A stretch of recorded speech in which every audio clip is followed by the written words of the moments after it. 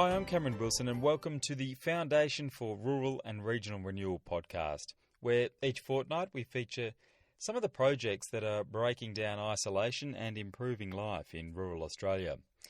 This week, it's how projects that are first and foremost aimed at kids can actually do a lot to help parents cope with drought too. I'm talking about things like camps or art classes, music lessons, or even sports days. We'll find out in just a moment how they can actually help parents as well as the kids. But first, here's Kim Donaldson and Linda O'Brien. They're both mums and graziers from Charters Towers in North Queensland, and they've got a reminder about what some families are actually dealing with at the moment. You'll hear from Kim first. It's not good. We've had some places going to the third year of drought. Us personally, we've sort of really hit the wall this year, so it's destocking and hard work ahead of us to keep our animals going. So, it's important that we keep other programs going to keep the morale up. Why have you hit the wall now this year? We've been lucky with having rain, some rain in the last couple of years where other properties haven't. But this year it's really, we just didn't get a wet season. So struggling with it now. Linda, what's it do to not just the farm businesses? We know that they struggle, of course. The agriculture sector struggles when there's no rain. But what about the community, the people around town? Well, it affects the entire community, I suppose. The financial pressure that's placed on the agricultural sector has a runoff or an impact on the township as well. And it has an impact on the emotional states of families in the area and the community in general. Kim and Linda are both members of the Isolated Children's Parents Association, so they're both fairly well practiced at organising events that get the kids along, but also get the parents off the property and away from thinking about the drought, as Linda explains. Well, every year since 2007, we've been hosting a sports camp in Charters Towers for isolated rural children and their families. It's a 4-day camp and it's aimed at providing opportunities for social interaction, teamwork and to develop sporting skills for children that just typically don't have access to that because of lack of numbers, lack of access to coaching expertise, and generally just because of their isolation. Kim, I take it this goes beyond sport. What do you see as the lasting benefits of holding an event like this? The social interaction, the parents as well as the kids, just being able to get together, meet each other, spend time together and create friendships that are going to last for years to come. What do the parents say to you? I have parents that sort of say, it's happening again this year, we're not going to go to such and such and such and such so we can spend the time at that camp because their kids love it so much and the parents secretly love it so much as well. I take it that's important in tough times when you can have quite an isolated existence? Yeah, it was important at any time, but particularly when things are rough, that you can go to town and spend some time with some mates and just have that time, just downtime. Kim Donaldson and Linda O'Brien from the Isolated Children's Parents Association, based in Charters Towers. Now, this is quite a common story, a program that is initiated for kids that turns out to help parents too. It's actually a good way to get those people that are more reluctant to attend other drought events off the property and taking part. These are the people that always put their kids and their stock well before themselves. In Prairie, in central northwest Queensland, the parents are finding similar results, but they're finding it with a totally different program run at the Prairie Primary School. In Prairie, it's all about teaching the kids music. That's who you can hear practicing.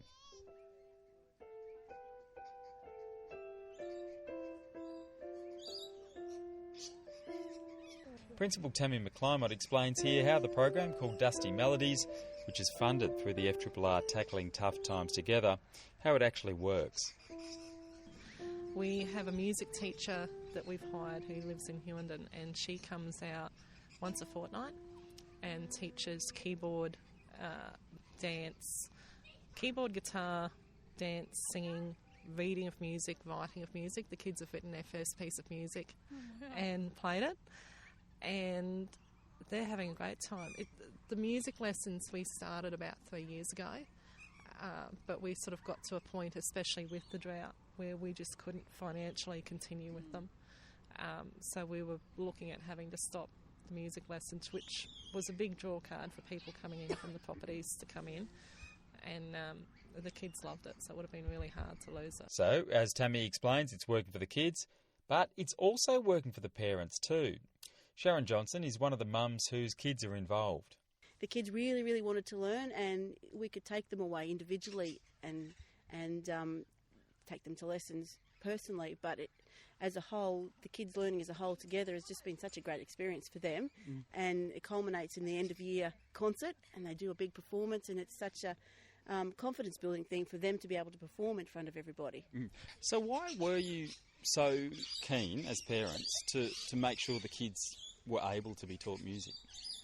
Well, firstly, it's hard to offer that out here because we're remote, and again, getting those lessons are hard, but the flow-on effect in their education, which is not my field, I'm not the teacher, but they get such a benefit from when they learn music.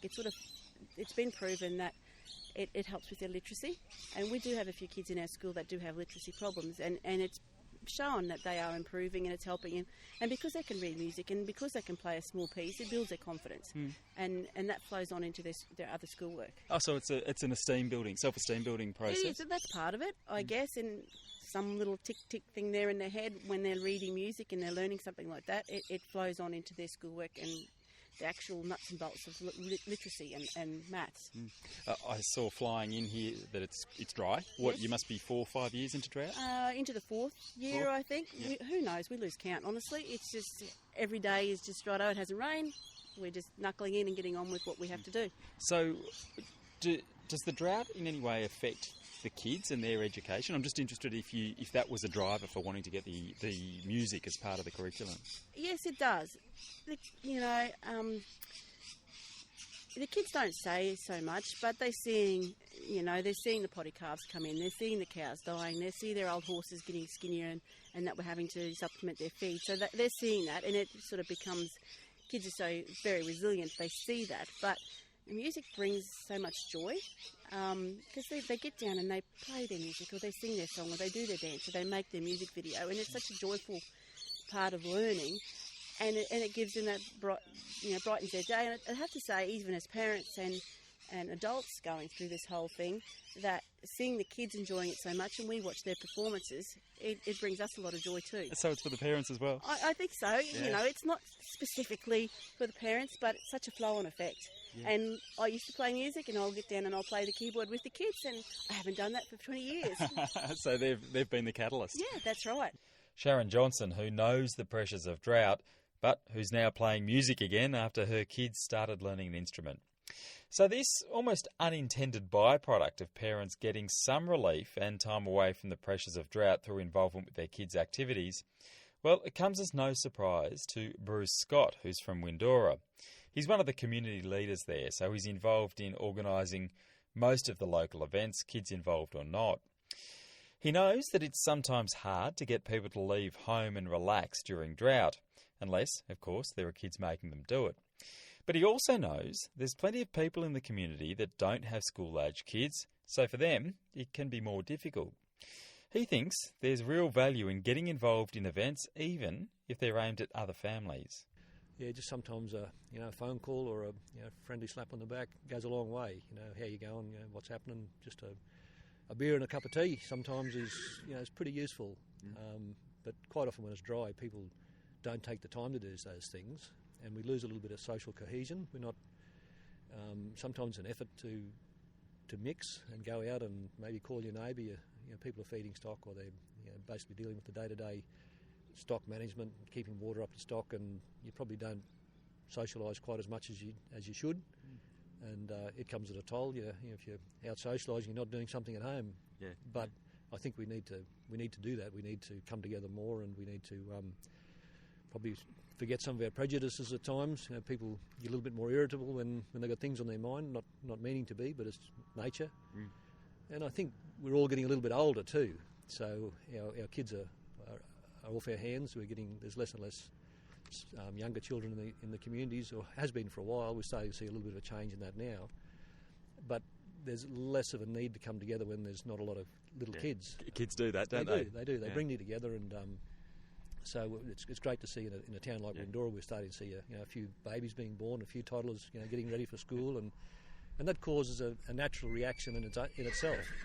drives you mad when you've got to ferry them around everywhere, but there's a benefit to that. Well, it is, Cameron. Our kids are growing up and working or at university, and so are our neighbours, growing up. So we don't probably come together as much as we used to as neighbours, but we're having the fun of our friends, our younger friends, having little kids. So we sort of enjoy their company and enjoy being around their kids, and so that's good. Bruce Scott there, who's taking an interest in his neighbours, their kids, and most of the new arrivals in town. There are plenty of other examples of grants that are aimed at opportunities for kids that also have real benefits for the parents during drought. They're up on the FRRR website. That's the podcast for today. In our next edition, the focus turns to tourism and some of the more innovative ways that small towns are turning to the tourist trade to try to help keep the local economy ticking over when drought hits the agricultural sector. So join me next time for that. That's in a fortnight's time. I'm Cameron Wilson. I'll catch you again soon.